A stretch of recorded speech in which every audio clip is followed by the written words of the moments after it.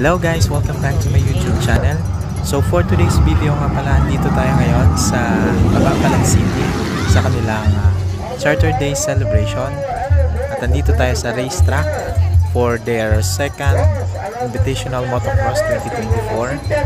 And sa video na to, ito po yung kategory ng beginners production. So makikita po natin dito, sobrang dami po ng riders all the way from Iloilo City, Dumaguete City, Kabankalan City, at Bacolod City po. So, yan, makikita po dyan.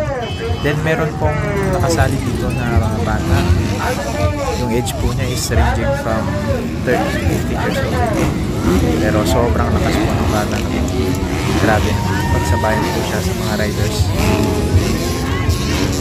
sa buong Negros. So, let us see guys, mag-enjoy tayo dito. Babalikan ko kayo mamaya.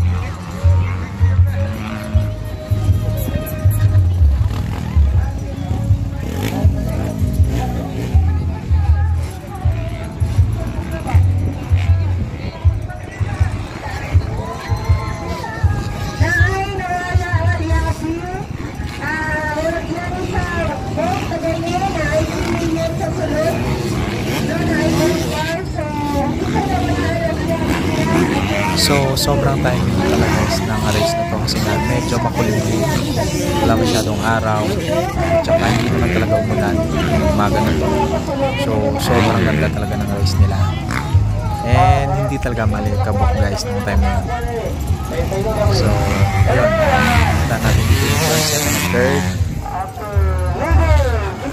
Yan, ito po yung third po, 4 years old na bata. Ng Kabankalan City, siya po yun. May KTM na 85cc. So, yun. Kung makikita nyo, sobrang daming taong nanonood guys. Nagpapakita lang yan na yung suporta ng mga tao sa sports na to is ang lawak talaga. Grabe yung suporta ng mga tao. Kahit na umulan, uminit, pa rin sila nanonood. Thank you so much nga pala sa mga organizer kasi sobra yung pagbigay nila ng importansya sa mga riders at sa mga starting gate, pinakordon nila para mas safety yung mga riders doon para walang mapahamak. Then of course yung sa racetrack, lalo na dun sa mga berm kasi sobrang delikado talaga.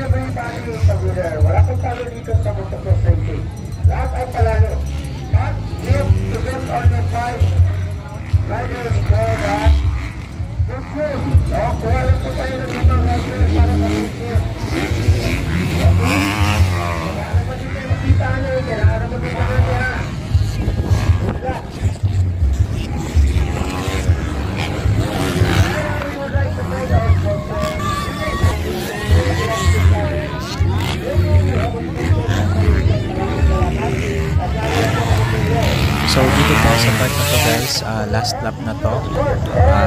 Grabe pa rin yung pakbakan ng mga riders, lalo na yung sa first, second, and third hanggang sa place. Grabe yung pakbakan nila dito. Ito nga, nakasok na sa last lap, pero medyo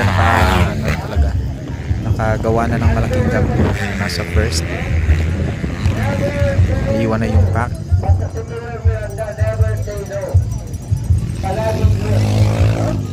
So, sobrang nag-enjoy talaga yung mga tao dito kasi nga wala masyadong init.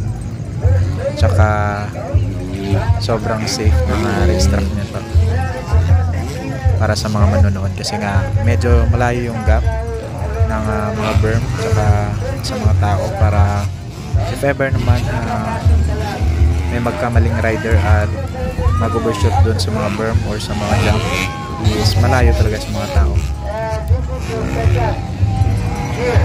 So ito na yung last part ng race. So yun na po ang nanalo. First, second, and third. Malayo po yung gap nila sa 4th and 5th. Yan po yung 4th natin. 5th. Tsaka yung sumunod na ng mga riders. So dito na lang po muna tayo guys. Thank you so much sa pag-support sa channel ko. See you again sa susunod ko na upload. Thank you guys.